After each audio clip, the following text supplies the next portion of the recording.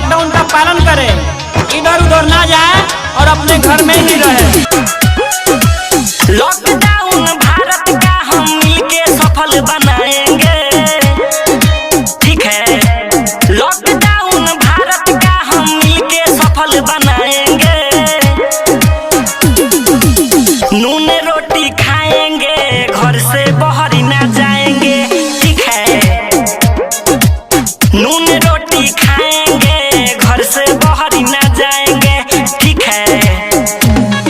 नहीं कहीं मेला होगा, नहीं अब झमेला होगा, ठीक है। नहीं कहीं मेला होगा, कहीं ना झमेला होगा। लॉकडाउन में अब काम सब अकेला होगा, ठीक है। किसी के भी घर पे मिलने ना जाएंगे, हम सब मिल के कोरोना को भगाएंगे, ठीक है। खुद भी बचेंगे और सबको हम बचाएंगे, ठीक है। खुद भी बचेंगे और सबको हम बचाएंगे। नून रोटी खाएंगे, कोरोना को भगाएंगे, ठीक है। नून रोटी खाएंगे, घर से बाहर ना जाएंगे, ठीक है।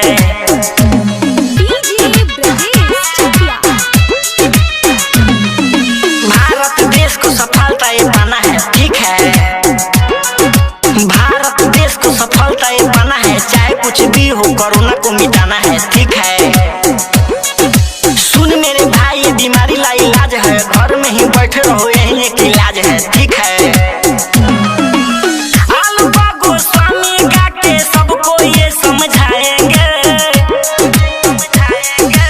सूरज अनिल गा के सबको ये समझाएंगे। नून रोटी खाएंगे, घर से बाहर ना जाएंगे, ठीक है।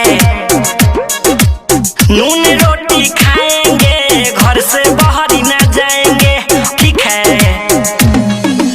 लॉकडाउन भारत का हम मिलके सफल बनाएंगे, ठीक है। लॉकडाउन भारत का हम मिलके सफल बनाएंगे। नून रोटी खाएंगे, घर से बाहर ना जाएंगे, ठीक है। नून रोटी खाएंगे, घर से बाहर ना जाएंगे, अब ठीक है। रिकॉर्डिंग बाय खुशबू स्टूडियो हर सीधी।